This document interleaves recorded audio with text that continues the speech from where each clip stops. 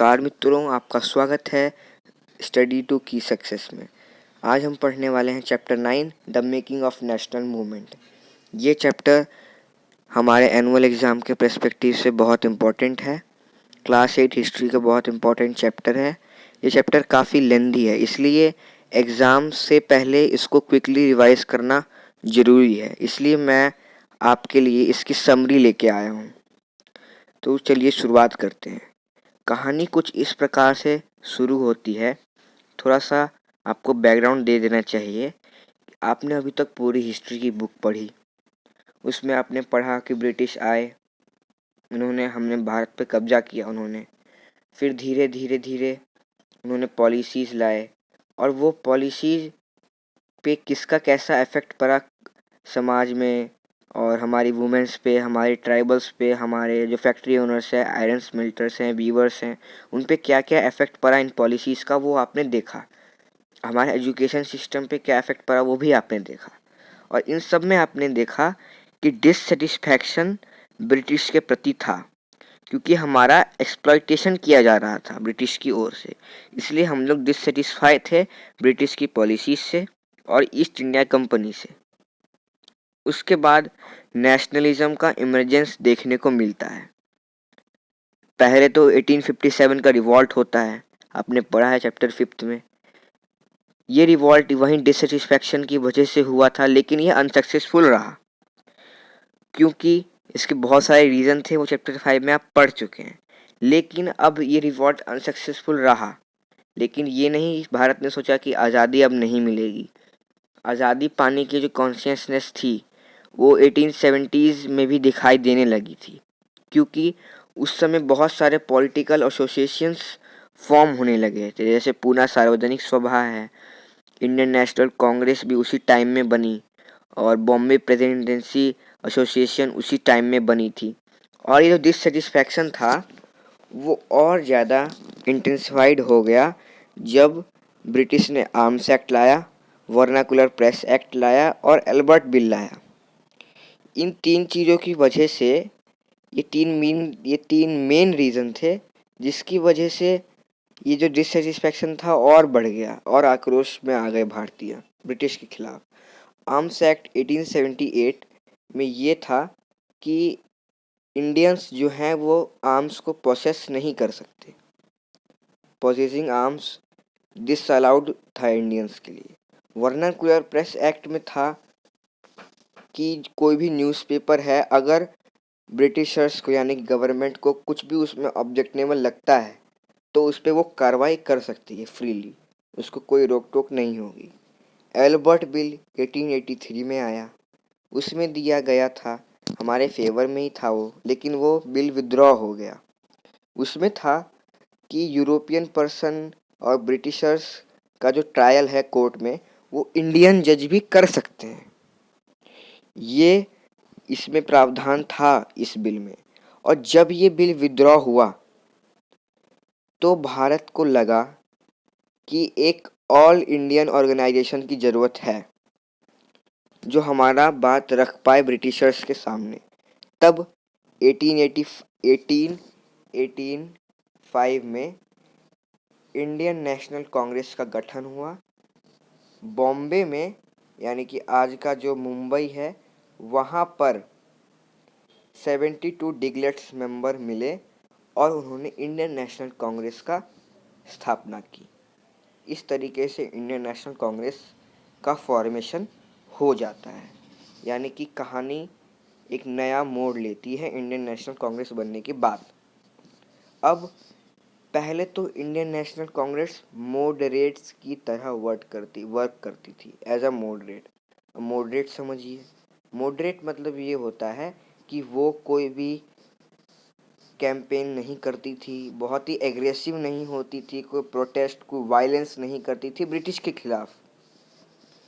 वो लेटर्स लिखती थी, पिटीशन लिखती थी, खाली अपनी बात रख देती थी, अवेयरनेस फैलाती थी ब्रिटिश के अनजस्ट नेचर के बारे में, न्यूज़पेपर में, आर्टिकल में, स्पीच में, ये सब करती थी।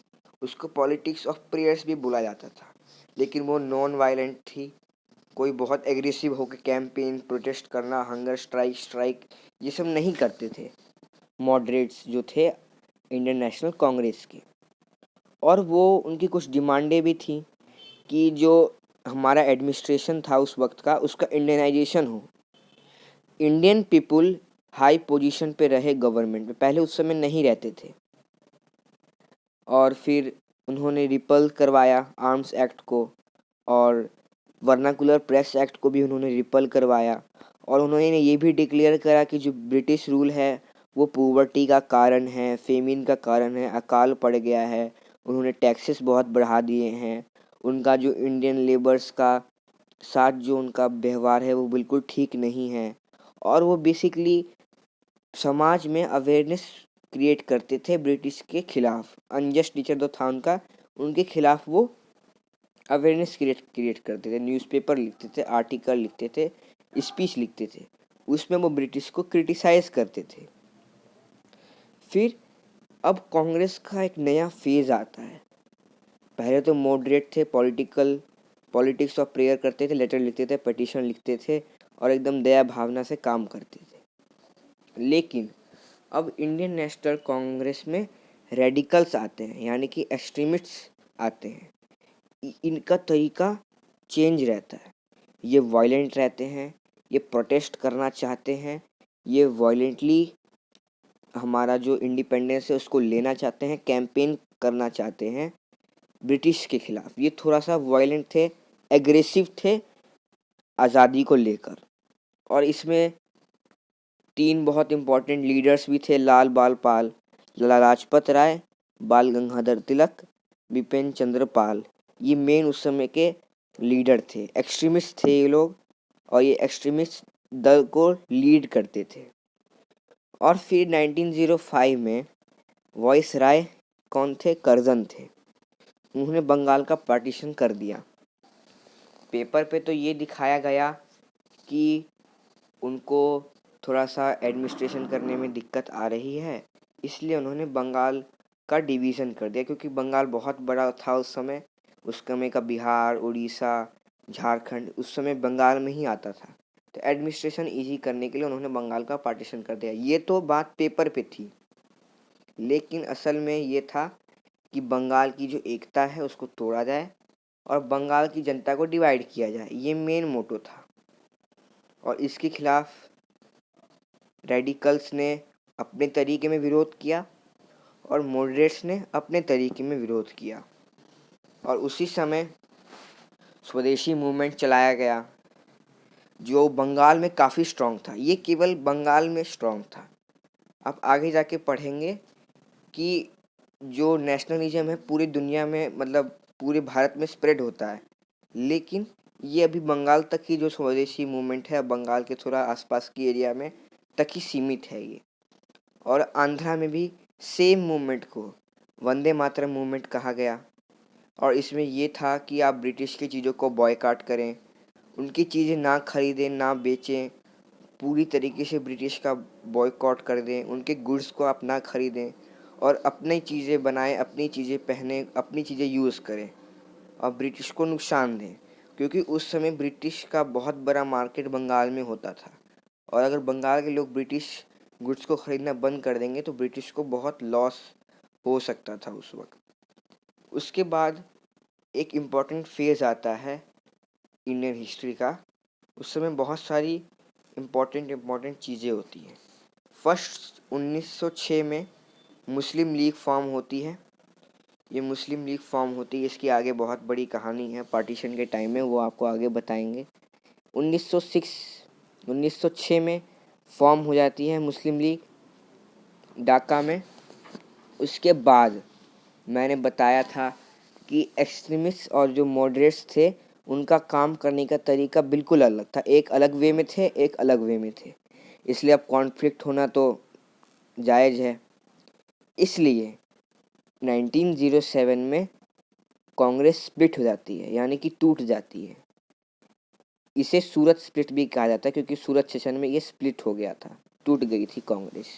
लेकिन फिर से ये जो दो ग्रुप हैं, एक्सट्रीमिस्ट और मॉडरेट, 1915 में रीयूनाइट होते हैं। और फिर 1916 में लखनऊ पैक्ट होता है, जिसमें मुस्लिम लीग मुस्लिम लीग जो है, ML लिख रहा हूँ मैं शॉर्ट फॉर्म में, और INC यानी कि इंडियन नेशनल कांग्रेस, दोनों में संधि होती है कि हम दोनों मिलकर काम करेंगे भारत की आज़ादी के लिए, भारत के वेलफेयर के लिए।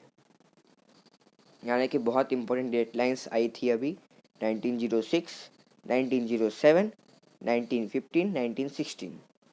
उसके बाद अब नया फेज आएगा। अब गांधी जी की एंट्री होगी और ये जो नेशनलिज्म है वो पूरा रुख मोड़ लेगा। अभी तक आपने देखा कि जो नेशनलिज्म था वो समाज के कुछ हिस्से तक सीमित था और समाज के कुछ वर्ग तक सीमित था। ज़्यादातर कॉमन पीपल इसमें इंटरफेयर नहीं करते थे, उनको रोटी मिल रही है, खाने को बहुत है उनके लिए। ज़्यादातर एजुकेटेड पर्सनल्स ही इस आज़ादी के लिए, नेशनलिज्म के लिए ध्यान देते थे। और हमने देखा कि कुछ ही रीजन तक सीमित था। बंगाल में, इधर हमने आंध्र प्रदेश में देखा, वहाँ तक ही ये सब नेशनलिज्म सीमित था।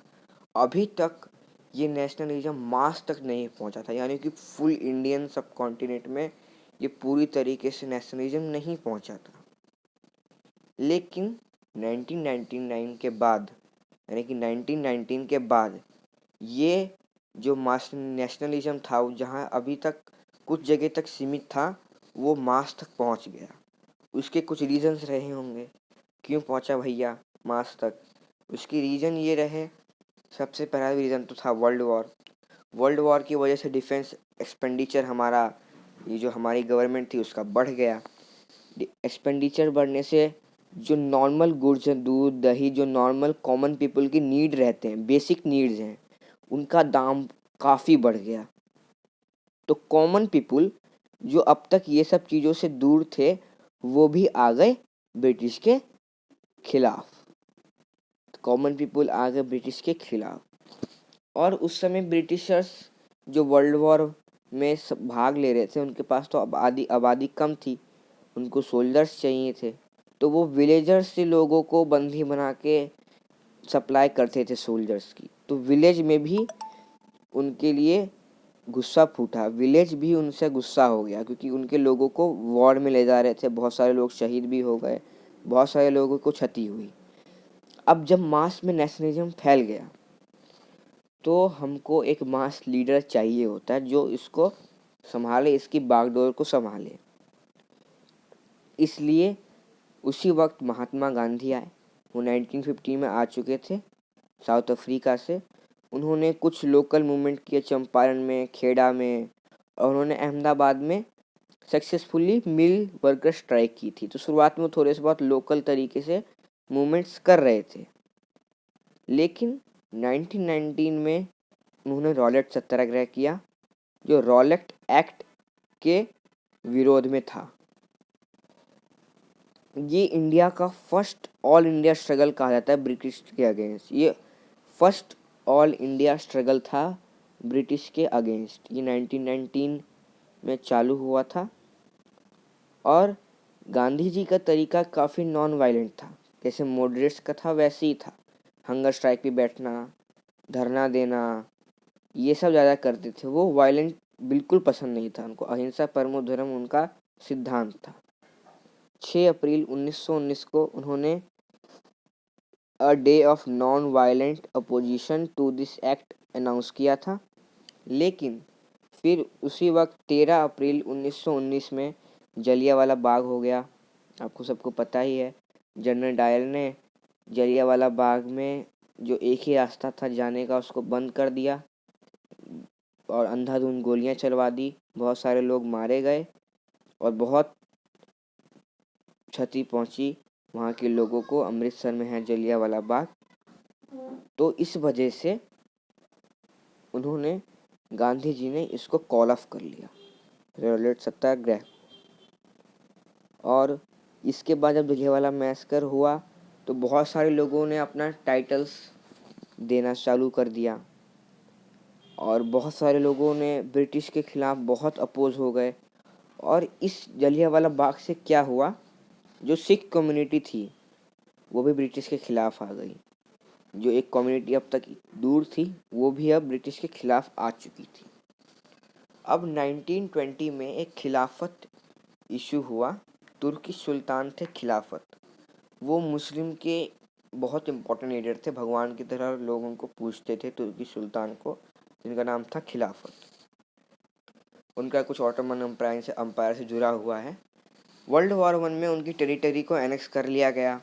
उनके साथ काफ़ी मिसबिहेव किया गया बाय द ब्रिटिश, और ये मुस्लिम्स को अच्छा लगा नहीं, क्योंकि उनके भगवान के साथ ऐसा कोई बिहेव करेगा, उनकी ज़मीन को हड़प लेगा, तो भले ही भक्त लोगों को नहीं अच्छा लगेगा। इसलिए मुस्लिम ब्रिटिश के अपोज में आ गए। तो अब गांधी जी ने देखा कि जलियांवाला बाग की वजह से सिख भी गुस्सा हैं ब्रिटिश से, खलीफत इशू की वजह से मुस्लिम भी गुस्सा हैं, और उनकी कम्युनिटी तो है ही गुस्सा ब्रिटिश से। तो अब ये अच्छा मौका है कि तेरा दुश्मन भी मेरा दुश्मन, मेरा दुश्मन तेरा दुश्मन, यानी कि सबको मिला के एक ऑल इंडिया स्ट्रगल फिर से किया जाए, एक मूवमेंट लॉन्च किया जाए ब्रिटिश के अगेंस्ट, जिसमें सारी कम्युनिटी साथ देगी महात्मा गांधी का, चाहे वो मुस्लिम्स हों, सिख्स हों या हिंदूज हों। तब महात्मा गांधी ने नॉन कॉपरेशन मूवमेंट चालू किया 1921 में, जो 1922 तक चला। बहुत सारे बच्चों ने कॉलेज छोड़ दिए, गवर्नमेंट का बॉयकॉट कर दिया, ब्रिटिश टाइटल्स छोड़ दिए लोगों ने, लेजिस्लेचर्स को बॉयकॉट कर दिया, और फॉरेन क्लॉथ का इंपोर्ट जो था वो बहुत गिर गया, पूरी तरीके से बॉयकॉट कर दिया। कोई कोई चीज़ नहीं खरीदनी है, सब कुछ स्वदेशी होना चाहिए, स्वराज होना चाहिए। और इस नॉन कॉपरेशन मूवमेंट में लोगों ने भी काफ़ी बढ़ चढ़ के हिस्सा लिया। कुछ उसके एग्जाम्पल आते हैं। खेड़ा में गुजरात पाटीदार्स थे, उन्होंने नॉन वायलेंट कैंपेन्स ऑर्गेनाइज किए अगेंस्ट किसका था, highland revenue demand of British. एक और एग्जांपल गुंतनूर डिस्ट्रिक्ट में आंध्र प्रदेश में आता है। वहाँ पे ट्राइबल्स और पुअर पीसेंट थे, उन्होंने फॉरेस्ट सत्याग्रह किया। सिंध में जो मुस्लिम ट्रेडर्स थे और पीसेंट थे बहुत एंथुजियास्टिक थे खलीफत कॉल के द्वारा, और वो बहुत बढ़ चढ़ के हिस्सा ले लेते। पंजाब में अकाली एगिटेशियंस ने जो करप्ट महंत से जो ब्रिटिश के सपोर्टेड थे उनको भगा दिया। इससे बहुत अच्छे तरीके से भाग लिया नॉन कॉपरेशन मूवमेंट ने कॉमन पीपल में। यानी कि ये नॉन कॉपरेशन मूवमेंट गांव-गांव तक पहुंचा हुआ था, बच्चे बच्चे को पता था कि नॉन कॉपरेशन मूवमेंट क्या है। अब 1922 में चौरी चौरा नाम की जगह है एक यूपी में, गोरखपुर साइड में है। वहाँ पे 22 पुलिसमैन को पुलिस स्टेशन के अंदर बंद करके आग लगा दी गई पुलिस स्टेशन को, और वहाँ पे वो 22 पुलिसमैन मर गए। अब गांधी जी का सिद्धांत था अहिंसा परमो धर्म। गांधी जी को ये बिल्कुल पसंद नहीं आया कि उनके फॉलोअर्स ऐसी वायलेंस करें। इसी वजह से, इस चौरी चौरा की वजह से उन्होंने नॉन कॉपरेशन मूवमेंट को कॉल ऑफ कर लिया। उसके बाद ये नॉन कॉपरेशन मूवमेंट को कॉल ऑफ कर लिया गया। अब थोड़ा 1930 तक शांति रही, लेकिन बीच बीच में बहुत सारे काम चलते रहे। जैसे आरएसएस का फॉर्मेशन हुआ, राष्ट्रीय स्वयंसेवक संघ, इसका फॉर्मेशन हुआ। कम्युनिस्ट पार्टी का भी गठन हुआ, और 1929 में leadership of Jawaharlal Nehru, India ने इंडिपेंडेंस डे घोषित किया था 26 जनवरी 1930 ऑल ओवर द कंट्री। ये लाहौर सेशन में ये दिया गया था स्टेटमेंट जवाहरलाल नेहरू की तरफ से। उसके बाद 1930 में गांधी जी ने फिर एक मूवमेंट लॉन्च किया जिसको कहा जाता है सिविल डिसोबियंस मूवमेंट, सविनय अवज्ञा आंदोलन। उसके बाद महात्मा गांधी ने मार्च टू दांडी किया। साबरमती, यहाँ जहाँ पे उनका आश्रम था, वहाँ से दांडी तक उन्होंने मार्च किया। क्यों किया? सॉल्ट लॉ को ब्रेक करने के लिए। सॉल्ट लॉ में था कि जो इंडियन पीपल है वो मैन्युफैक्चर सॉल्ट नहीं कर सकते, सॉल्ट को बेच नहीं सकते, और बहुत ज़्यादा टैक्स लगा दिया था ब्रिटिशर्स ने सॉल्ट के ऊपर। तो इसी सॉल्ट लॉ को जाके ब्रेक कर दिया गांधी जी ने। जो रॉ सॉल्ट था उसको बॉईल किया सी वाटर को और सॉल्ट प्रोड्यूस कर लिया।